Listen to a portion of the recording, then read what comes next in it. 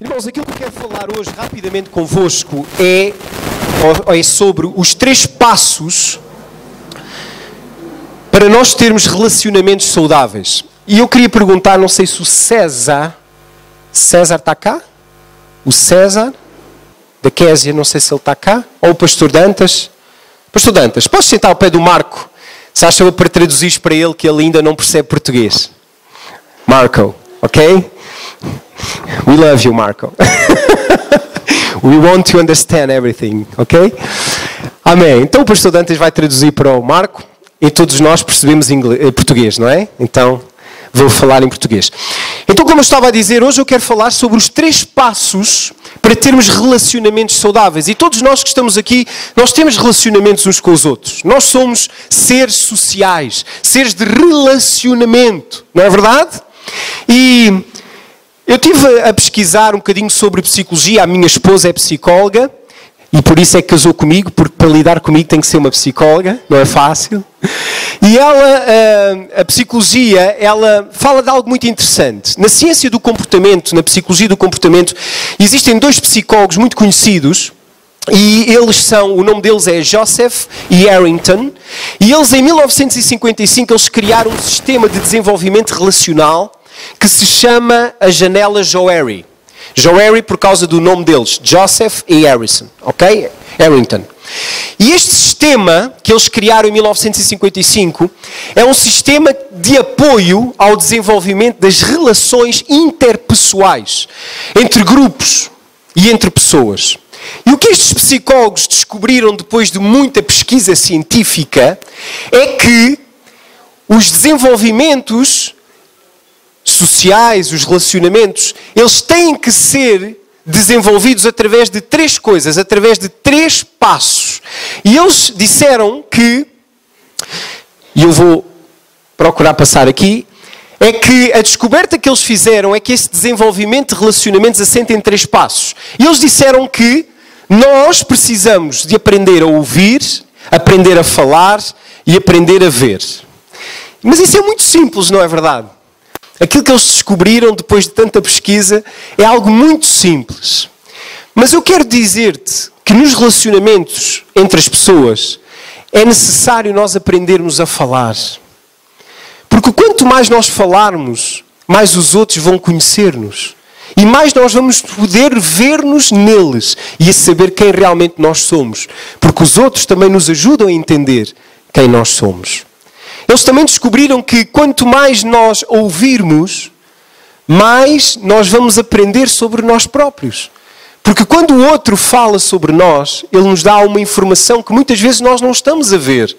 Porque eles veem algo que muitas vezes nós não vemos. É verdade ou não é que os outros veem coisas em nós que nós muitas vezes não vemos?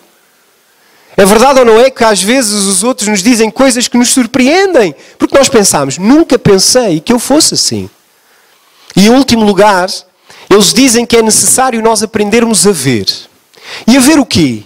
A ver as situações, as dificuldades da vida como oportunidades de desenvolvimento. Eles dizem que, assim como os outros muitas vezes não sabem algo sobre nós, e assim como nós muitas vezes não sabemos coisas de nós mesmos, assim também existem áreas da nossa vida que são as áreas em que nós não sabemos, nem os outros sabem, mas são algo que nós temos. São potenciais, são valores, são características, são capacidades, são dons, são talentos que nós temos, mas que ainda não descobrimos nem revelamos aos outros que nós temos isso. Quem é que gosta de futebol aqui? Alguém gosta de futebol? Hã? Eu gosto de futebol. E há uns anos atrás eu ouvi falar de um jogador mexicano que ele, a primeira parte do jogo, jogava à baliza e na segunda metade do jogo ele descalçava as luvas e ele ia para a ponta de lança. Não sei se já ouviram falar desse jogador. Eu não me recordo o nome dele, mas havia um jogador assim. E eu queria te dar um exemplo para tu entenderes o que é isto de ver as dificuldades como oportunidades na nossa vida. Imagina, numa final do Campeonato do Mundo, as 2 seleções estão empatadas a 1 golo e de repente a equipa A marca um golo e começa a ganhar o jogo a 2-1. E de repente o guarda-redes dessa equipa que está a vencer lesiona-se. E o treinador já esgotou todas as substituições. Segundo a regra do futebol, o que é possível fazer? Um jogador do campo pode assumir o lugar de guarda-redes. Não é verdade? Agora imaginem o treinador em desespero, ganhando a final do Campeonato do Mundo por 2-1, e estamos a 10 minutos do fim do jogo, e de repente ele fica sem guarda-redes.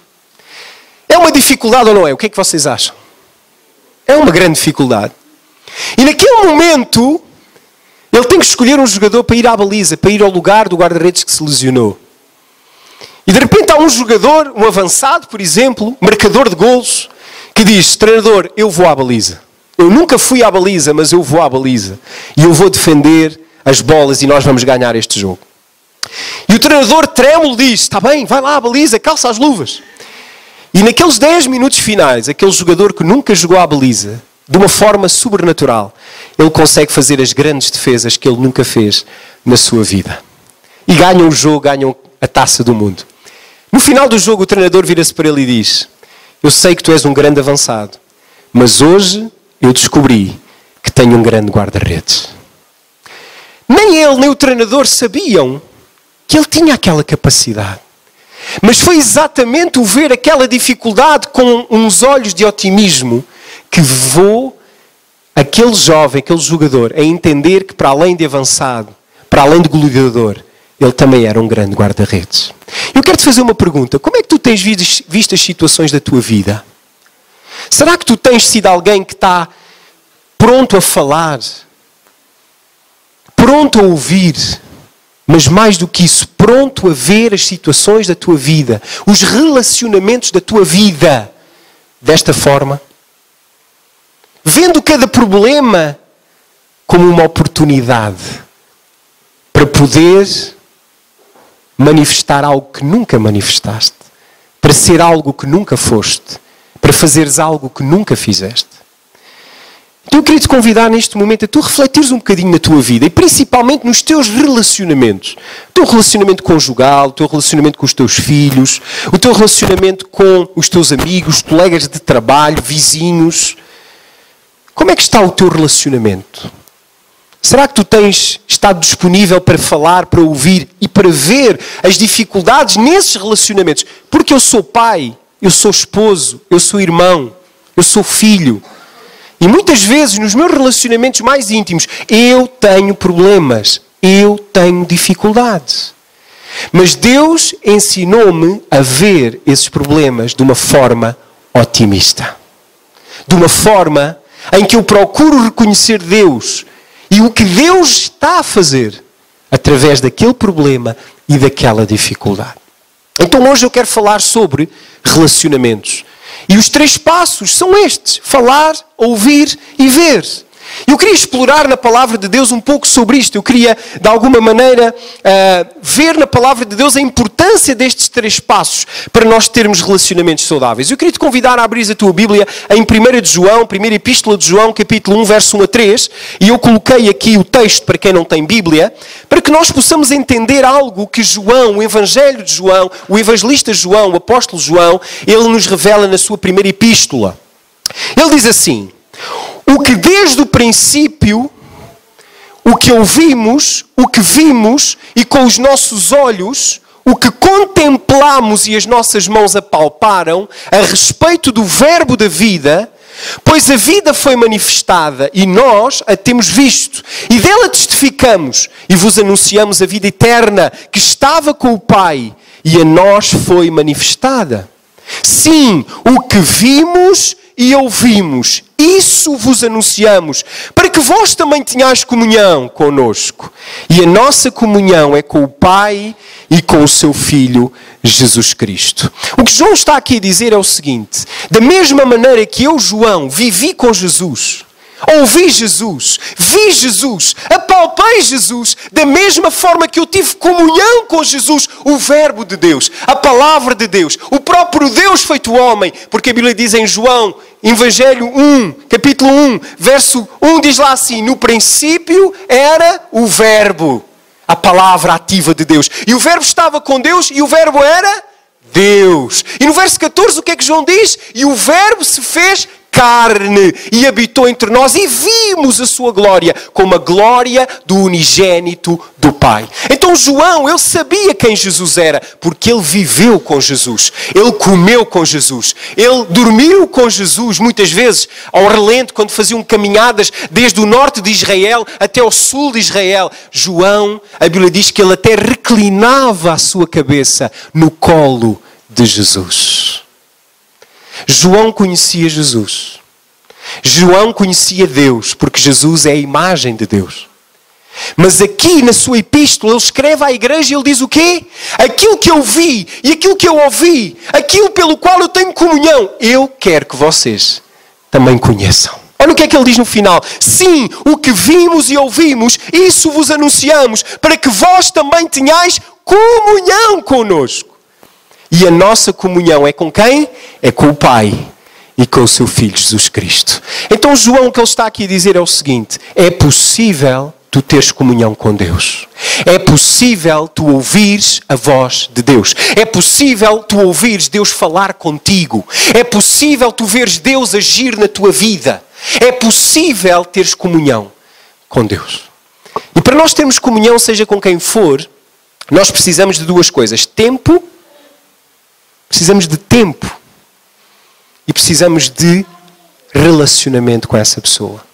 Nenhuma relação é desenvolvida sem estes dois fatores: tempo e comunhão, intimidade com alguém.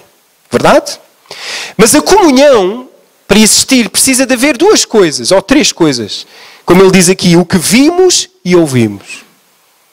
Já os psicólogos Joseph e Harrington disseram: para que o relacionamento se desenvolva, é necessário aprender a falar, aprender a ouvir e aprender a ver. João está a dizer assim: aquilo que eu vi e aquilo que eu ouvi, que me permitiu conhecer o Verbo da vida, eu quero que vocês também vejam, eu quero que vocês também ouçam.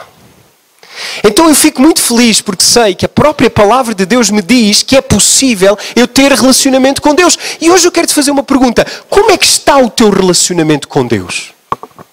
Eu não estou aqui a falar de religião. Não estou aqui a falar de nada ou num sistema pelo qual tu possas te relacionar com Deus. Não é isso que eu estou a falar. Estou a falar como é que está o teu espírito, como é que está o teu relacionamento com Deus. Porque nós somos não só um ser físico, nós também somos um ser espiritual. E como seres espirituais, nós necessitamos de nos relacionar com aquele que nos criou à sua imagem e semelhança, Deus. E por isso eu quero hoje te lançar este desafio de tu poderes refletir nestes poucos minutos como está o teu relacionamento com Deus e como é que está a tua espiritualidade. Como está a tua vida espiritual? Ela está bem? Ou ela está, neste momento, a necessitar de ser desenvolvida? Ela está a necessitar de ouvir, de ver e de falar com Deus. Ok? Então, vamos ver agora. No nosso relacionamento com Deus é necessário aprender onde Deus fala connosco e como o podemos ouvir. Então eu quero te ensinar hoje, através da palavra de Deus, como é que Deus fala, onde Deus fala e como é que eu posso ouvir Deus. Porque há muita gente que sabe que Deus é real. Há muita gente que acredita em Deus, mas nunca ouviu Deus. Nem nunca aprendeu onde Deus fala e como Deus fala. Então a palavra de Deus nos diz em 1 Tessalonicenses, no capítulo 5, verso 23, vamos abrir a palavra de Deus em primeira carta de Paulo aos Tessalonicenses, no capítulo 5, verso 23, o apóstolo Paulo fala da nossa estrutura como homens. Como homens e mulheres, como seres humanos, nós temos uma estrutura. E Paulo, na primeira carta, na primeira epístola aos Tessalonicenses 5:23, Paulo diz assim, eu vou ler: e o mesmo Deus da paz vos santifica em tudo, e o vosso espírito, alma e corpo sejam conservados íntegros e irrepreensíveis na vinda de nosso Senhor Jesus Cristo. Então aqui o apóstolo Paulo, ele está a dizer o seguinte: olha, que o nosso Deus de paz vos santifique em tudo. E depois ele explica o que é este tudo. Ele diz que o vosso espírito, a vossa alma e o vosso corpo sejam conservados íntegros e irrepreensíveis até à vinda do nosso Senhor Jesus Cristo. Paulo está a revelar aqui o quê? Que nós somos seres triunos, tal como Deus é um Deus triuno. Deus é Pai, Filho e Espírito Santo. Deus, quando nos criou, criou-nos espírito, alma e corpo. Agora, qual da nossa parte estrutural Deus fala? Deus se revela? Será que Ele se revela ao nosso corpo? Será que Ele se revela à nossa alma? Ou será que Ele se revela ao nosso espírito? Resposta: Deus se revela ao nosso espírito. Deus fala ao nosso espírito. Porque o próprio Deus é espírito. A Bíblia diz em João capítulo 4. Vamos ver o que é que João mais uma vez nos diz. No capítulo 4, verso 23 e 24. Abre a tua Bíblia e lê. João 4, verso 23 e verso 24. Olha o que é que diz a Bíblia. João 4,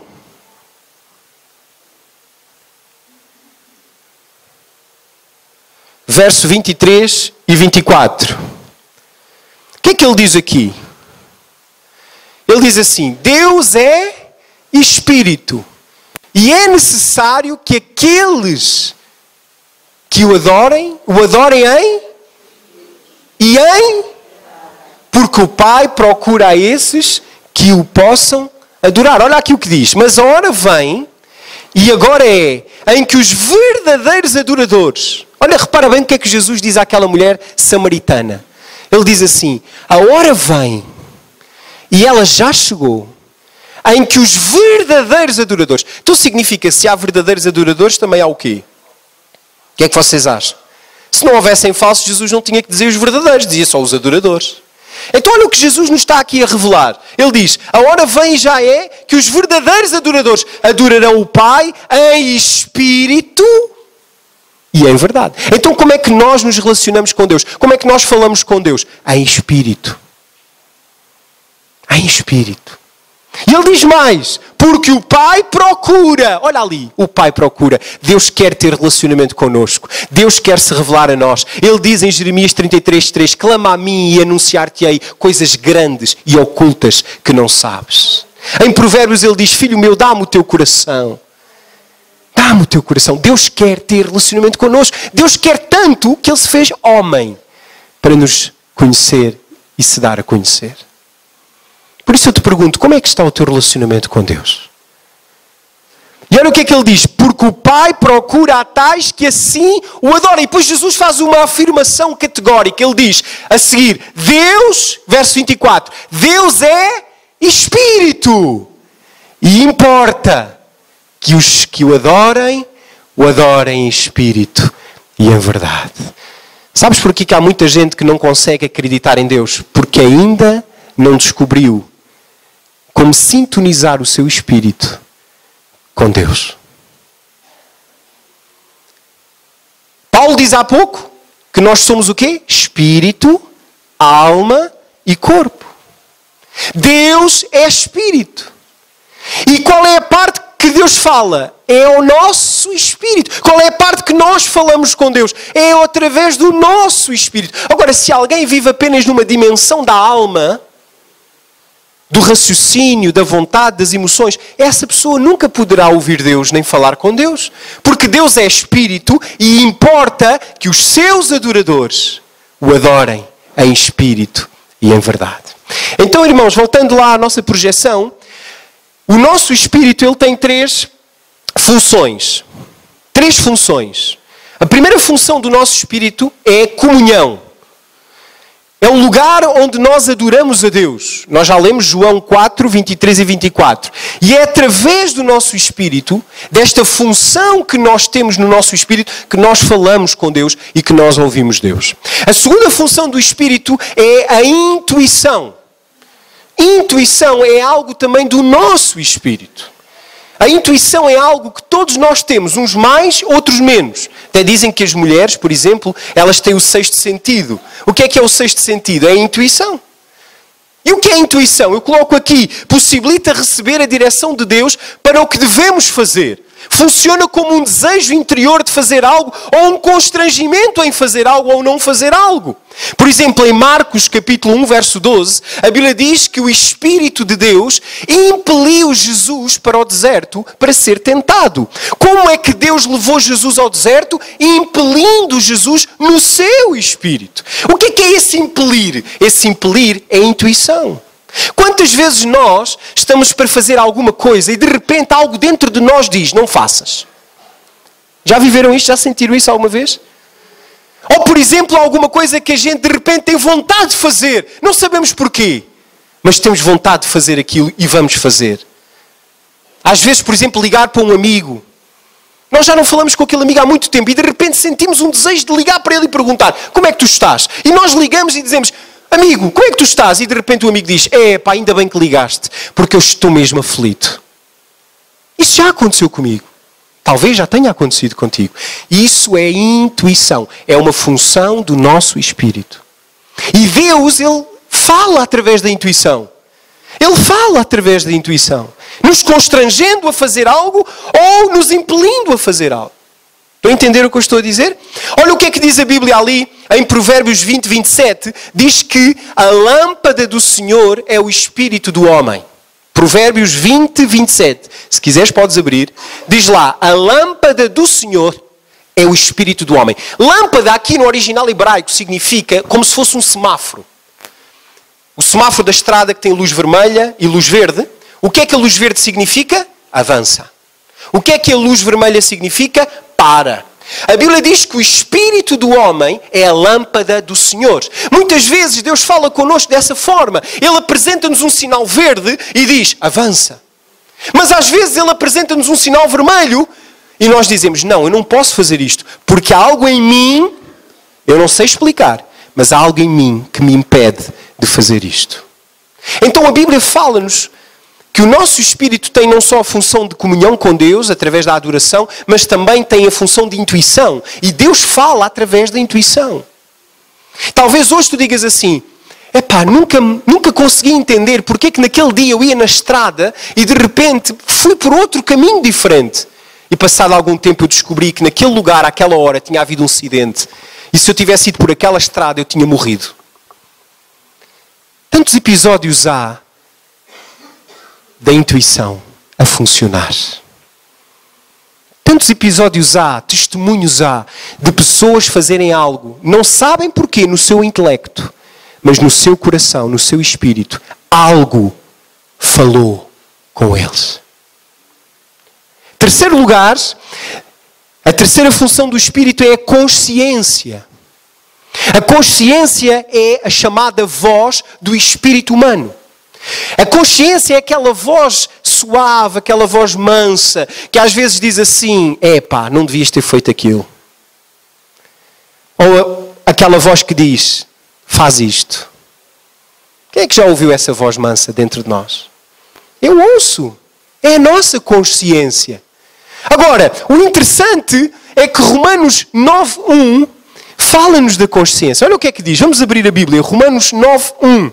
Romanos capítulo 9, verso 1, o apóstolo Paulo diz assim, Romanos capítulo 9, verso 1, diz assim, eu vou ler, digo a verdade em Cristo, não minto, testemunhando comigo o Espírito Santo, a minha própria consciência. Vou ler outra vez. Digo a verdade em Cristo, não minto, testemunhando comigo no Espírito Santo, a minha própria consciência. Então, como é que o Espírito Santo estava a testemunhar dentro de Paulo? Através da sua consciência.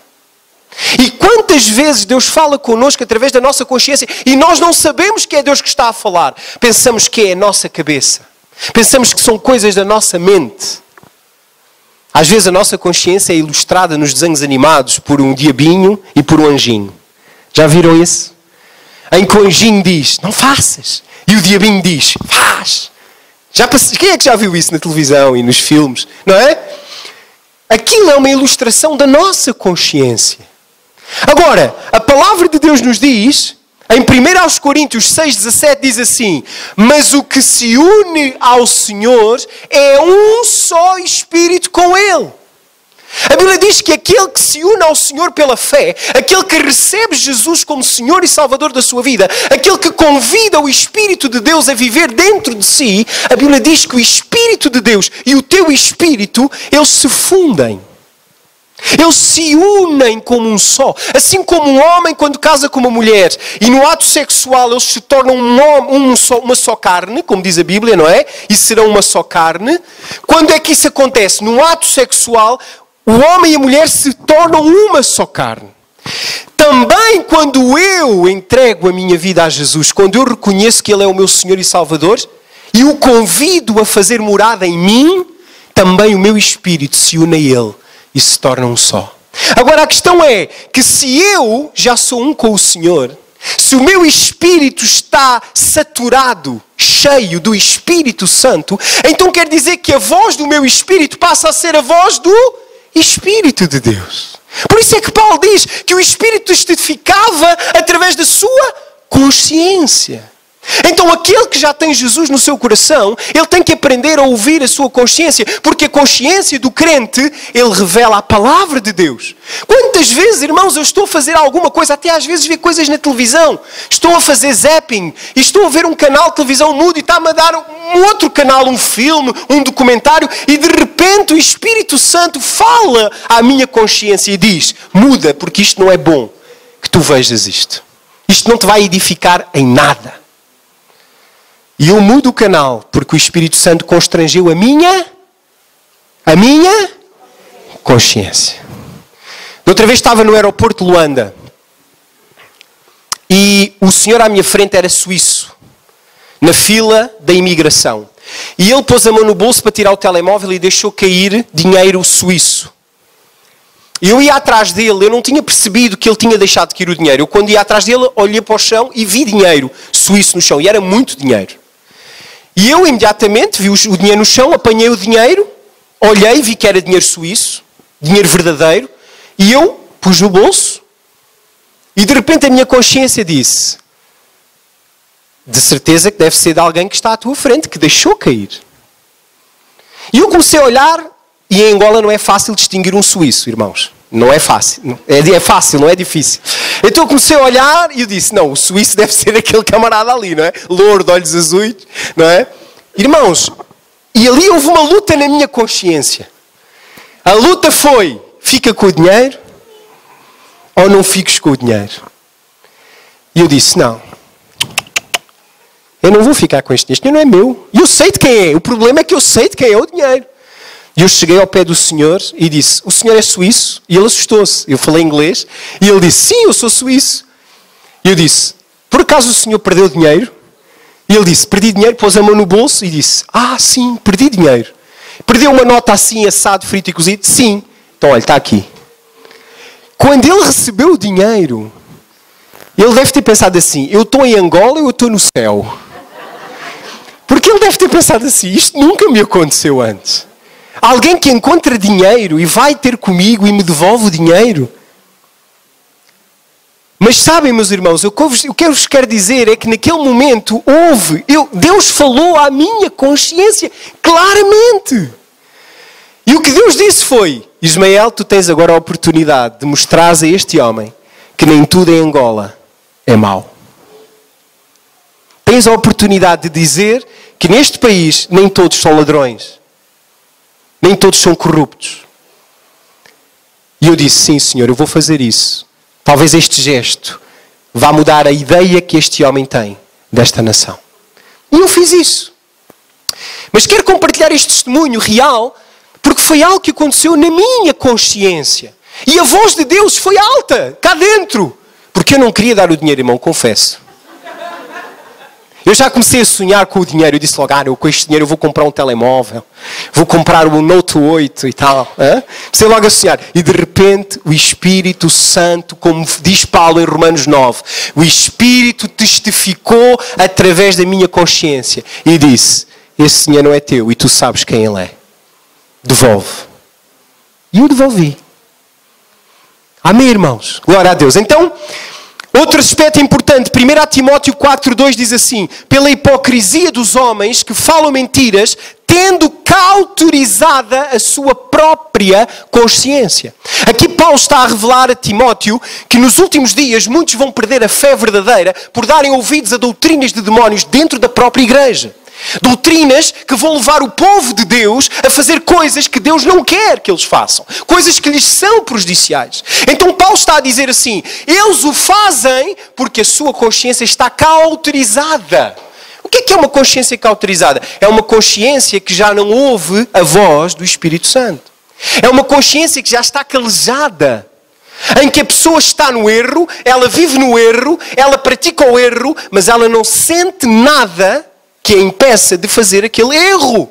A sua consciência está cauterizada. E Deus fala disso. Pela hipocrisia de homens que falam mentiras, tendo cauterizada a sua própria consciência. Muitos não ouvem Deus porque a sua consciência está cauterizada. E é necessário um processo de arrependimento para que, através do arrependimento, que a palavra grega é metanoia, mudança de mente, tu possas passar a ouvir a voz de Deus na tua consciência. Entenderam? Então, onde é que Deus fala? Ao nosso espírito. Através da comunhão, da intuição e da consciência. Ok? E agora vamos ver como podemos ouvir Deus. Já vimos como é que Ele fala, onde é que Ele fala, e agora como é que nós podemos ouvir Deus. Primeiro, baseado neste ensino que vos dei, Deus fala conosco e logo nós ouvimos através do testemunho interior. Olha o que é que a Bíblia diz em Romanos 8, 14. Romanos 8, 14. Abre a tua Bíblia rapidamente em Romanos 8, 14. Romanos 8, 14 e 16. Romanos 8, 14 e 16. Diz assim: pois todos os que são guiados pelo Espírito de Deus, esses são filhos de Deus. Olha aqui o que diz. Diz que aqueles que são guiados, aqueles que ouvem o Espírito, esses é que são filhos de Deus. Porque há um mito hoje em que todos somos filhos de Deus. Mas não é verdade. A Bíblia diz que todos somos criaturas de Deus, porque fomos criados por Deus. Mas filhos de Deus, só aqueles que são guiados pelo Espírito de Deus. É o que a Bíblia afirma. Olha, eu vou ler outra vez. Pois todos os que são guiados pelo Espírito de Deus são filhos de Deus. Em João capítulo 1, verso 12, diz lá assim, que todos quantos receberam o Filho de Deus, Jesus, deu-lhes o poder de serem transformados em filhos de Deus. Então só quem recebeu Jesus é que se tornou um filho de Deus. Só quem recebeu o Filho é que se tornou filho. E só quem é guiado por esse Filho em nós é que é filho de Deus. Então não é correto, biblicamente, dizer que todos somos filhos de Deus. Todos somos criaturas, mas somente aqueles que receberam o Filho e que são guiados pelo Espírito que havia no Filho, o Espírito Santo, é que são filhos de Deus. E olha agora o verso 16. Olha, verso 16. O próprio Espírito testifica com o nosso Espírito que somos filhos de Deus. Então onde é que o Espírito Santo testifica? No nosso Espírito. Então, a primeira forma de ouvir Deus é nós percebermos o nosso Espírito. É nós entendermos, discernirmos o nosso Espírito. A primeira forma, ou a melhor forma de ouvir Deus é nós sintonizarmos o nosso Espírito com o Espírito de Deus. E isso é um exercício espiritual. Que é importante, por exemplo, quando nós vimos à igreja ouvir a palavra de Deus, nós estamos aqui a edificar o nosso Espírito. Estamos a aprender o nosso Espírito. Estamos a alimentar o nosso Espírito. Assim também, como o nosso corpo, se não for alimentado, se não for fortalecido, ele fica doente, ele fica fraco. Assim também o nosso espírito, ele tem que ser alimentado e ele tem que ser fortalecido. Há muita gente que é saudável do ponto de vista físico, mas está doente numa perspectiva espiritual. Hoje em dia os psicólogos e os psiquiatras têm os consultórios cheios. A doença do século é a depressão, que é uma doença psicossomática, é uma doença do foro espiritual, do foro não físico. E isso acontece porque na nossa sociedade nós damos muito valor ao corpo, às dietas, ao exercício físico, à imagem. Mas na nossa sociedade pouco se fala sobre desenvolver o nosso espírito, sobre alimentar o nosso espírito. E na lista que Paulo apresenta, ele diz que nós somos espírito, alma e corpo. Primeiro tu és espírito. E deixa-me dizer um dia o teu corpo vai virar pó. Sabias disso? Ontem estava a conversar com um amigo no casamento e ele estava a dizer, a única verdade absoluta que existe é a morte. Não sei se ele se recorda do que estávamos a conversar. A única verdade absoluta que existe é a morte. Eu concordo. Todos nós vamos morrer. Todos. O nosso corpo vai virar pó. Vai acabar. Mas o nosso espírito, ele não morre. O nosso espírito, ele não morre. E a vida eterna é esta, que conheçam a ti e a quem tu enviaste. A vida eterna é quando eu tenho em mim a presença daquele que é eterno, que é Deus. Então quem já tem Deus na sua vida, no seu espírito, mesmo que morra, ele viverá.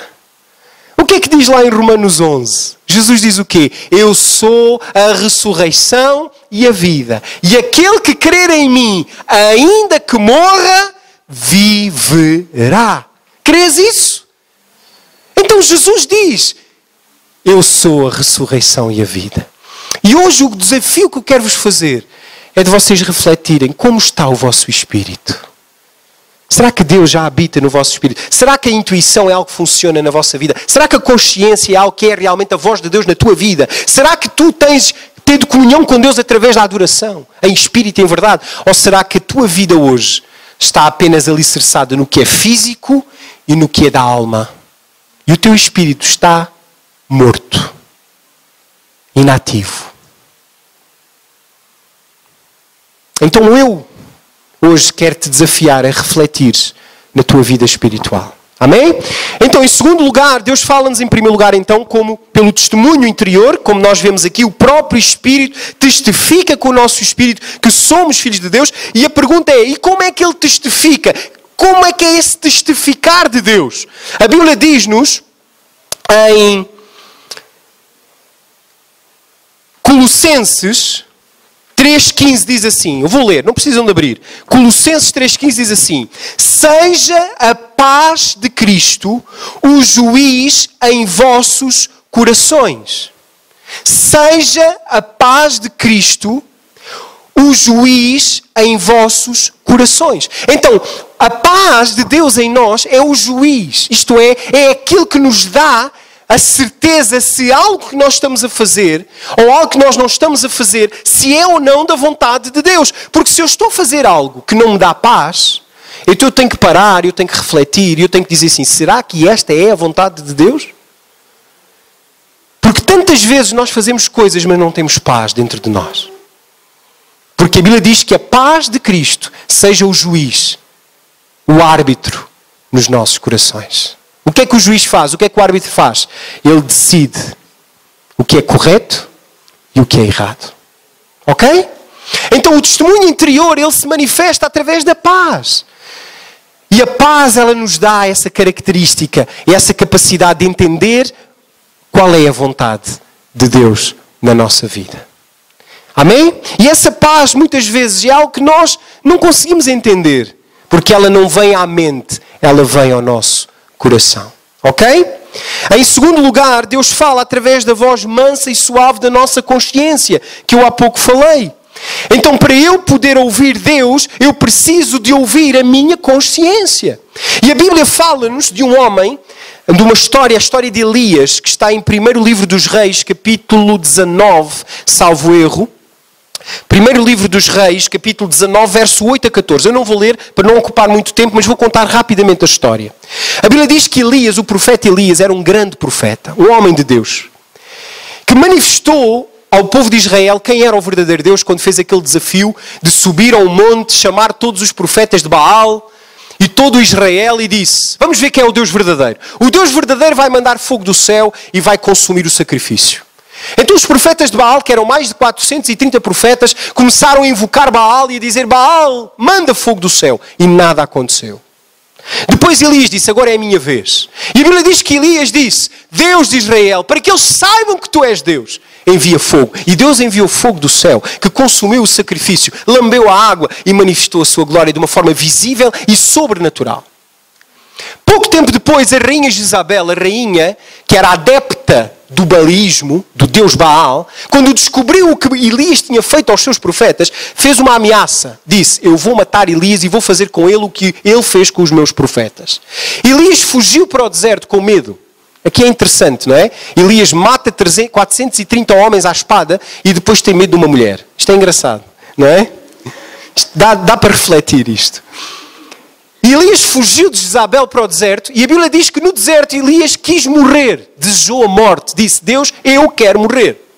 E Deus levou-o até ao monte do Senhor Horeb, que era o monte onde a presença de Deus estava. E quando ele chegou ao monte, a Bíblia diz que Deus se manifestou a ele com vento, com fogo, com terremotos. Mas a Bíblia diz que Deus não estava nessas coisas. Ele procurou Deus, mas não viu Deus nem no terremoto, não viu Deus no vento, não viu Deus no fogo. E de repente ele ouviu dentro de si uma voz mansa e suave que dizia: Elias, o que é que tu estás aqui a fazer? Elias, o que é que tu estás aqui a fazer? Mais uma vez, Deus estava a ensinar o que a Elias? Deus estava a ensinar a Elias que ele não estava só nas coisas grandes, como ele viu, o fogo. Mas Deus estava dentro dele, falando através da sua consciência. Elias disse no deserto: todos me abandonaram, até tu, Deus, me abandonaste. E Deus estava-lhe a ensinar: eu nunca te abandonarei, porque eu estou em ti e eu vivo dentro de ti. O que tu tens que aprender é ouvir a voz do meu Espírito. E tantas vezes nós nos sentimos sozinhos quando passamos dificuldades na nossa vida. Situações que só nós sabemos, porque só nós passamos por elas. E muitas vezes nós não entendemos que Deus, Ele está conosco. Deuteronômio 31:8 diz: eu, o Senhor, vou à tua frente. Não te deixarei, nem te desampararei. Ele está conosco. Ele habita em nós. E ele quis ensinar a Elias que Deus sempre esteve com ele. Amém? Seguindo, e para também não durar muito mais tempo, Deus fala connosco também através da sua palavra, da palavra escrita. Porque a Bíblia diz que Jesus é o verbo de Deus, o verbo que se fez carne. Então a palavra de Deus escrita, a Bíblia, é a palavra de Deus. E a Bíblia diz em 1 de Timóteo, capítulo 3, versos 16 e 17, diz lá assim: toda a Escritura, referindo-se à Bíblia, toda a Escritura é divinamente inspirada e é proveitosa para ensinar, para redarguir, para instruir, para corrigir a injustiça, para que o homem de Deus seja perfeito e habilitado para toda a boa obra. Então em Timóteo, Paulo diz a Timóteo, o seu filho espiritual, o seu filho na fé, Paulo diz assim: toda a Escritura é inspirada por Deus e é apta para te ensinar, para te corrigir e para te instruir em justiça. Então como é que Deus fala connosco? Primeiro, através de um testemunho interior. Segundo, através da consciência. Terceiro, através da sua palavra. Deus fala connosco através da sua palavra, porque as palavras dele são espírito e vida. Tu tens o hábito de ler a Bíblia? Tens o hábito de ler a Bíblia todos os dias um bocadinho? Se não tens, falo, porque isso será vida, alimento para o teu espírito. Em terceiro lugar, pela palavra. Em quarto lugar, pelas circunstâncias da nossa vida. Deus fala através das circunstâncias, das situações da nossa vida. Se nós olharmos para a Bíblia, principalmente para o Velho Testamento, nós vemos como Deus falava com o seu povo através de situações, através de acontecimentos, através de dificuldades. Deus falava e Deus se expressava através de situações do seu dia a dia. Então aqui nós percebemos que Deus, para ouvirmos Deus, nós precisamos de ouvir a sua voz interior. Precisamos de discernir a nossa consciência. Precisamos de ler a sua palavra. E precisamos de ver as circunstâncias e as dificuldades da nossa vida de uma forma sábia, entendendo Deus em cada situação da nossa vida. E em último lugar, o terceiro ponto, ver a mão de Deus em cada situação da nossa vida. Vamos ler rapidamente Provérbios, capítulo 3, versos 5 a 8. Provérbios, capítulo 3. Provérbios está a seguir a Salmos, no meio da Bíblia. Provérbios, capítulo 3, verso 5 a 8. Diz assim, eu vou ler. Confia no Senhor de todo o teu coração e não confies no teu próprio entendimento. Reconhece-o em todos os teus caminhos e Ele endireitará as tuas veredas. Não sejas sábio aos teus próprios olhos. Teme ao Senhor e aparta-te do mal. E será isso saúde para o teu corpo e refrigério para os teus ossos. O verso 6 outra vez diz assim, reconhece-o em todos os teus caminhos e Ele endireitará as tuas veredas. Em terceiro lugar, primeiro falar, segundo ouvir, terceiro ver. Nós precisamos de ver Deus em cada área, em cada situação das nossas vidas. Não só no que é bom, mas também naquilo que é menos bom. O que é que Provérbios diz? 3:6. Reconhece o Senhor em todos os teus caminhos. Independentemente daquilo que tenha acontecido, seja bom, seja mau aos teus olhos, reconhece Deus nisso. Vê onde Deus está. Porque se o fizeres, Ele endireitará as tuas veredas. Como é que Deus pode corrigir o que está mal na tua vida? Como é que Deus pode mudar as situações que tu queres mudar? Quando nós reconhecemos que Ele é real e reconhecemos que Ele quer se relacionar connosco e quer endireitar as nossas veredas. Quando nós dizemos, Deus tem misericórdia de mim. Deus tem compaixão de mim. Deus, não seja feita a minha vontade, mas a tua vontade. Quando nós fazemos estas orações que o próprio Jesus fez no jardim do Getsémani, pouco antes de ir à cruz, Ele disse, Deus meu, não seja feita a minha vontade, mas a tua. O que é que Jesus estava a fazer? Ele estava a reconhecer Deus em todos os seus caminhos, sabendo que Deus iria endireitar todas as suas veredas. E ao terceiro dia, o que é que aconteceu? Ele ressuscitou e Ele está vivo para todo sempre. Amém. Amém, irmãos? Estão comigo? Estão a entender o que eu estou a dizer? Então, olha o que é que diz em Romanos 8:26. Lê lá na tua Bíblia. Romanos 8:26. Diz assim. Todas as coisas contribuem juntamente para o teu bem. Para o bem daqueles que amam a Deus. Sabias disso? Todas as coisas cooperam juntamente. Elas se articulam. Elas se encaixam para o teu bem.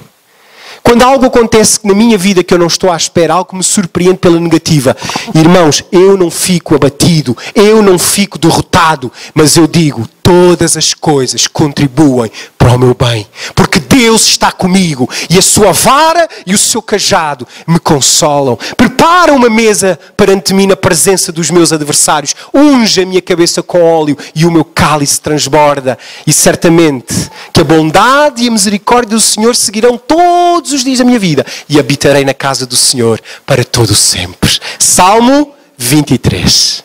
Amém, irmãos? Então hoje, terminando, eu quero te dizer, como é que tu tens falado? Como é que tu tens ouvido? Como é que tu tens visto? Como é que tens lidado nos teus relacionamentos? E por último, e mais importante, como está o teu relacionamento com Deus? Ele quer falar contigo. Ele quer te chamar meu filho. Ele quer ouvir tu dizer-lhe, meu pai. Meu pai. Fecha os teus olhos onde tu estás. Vamos falar com Deus.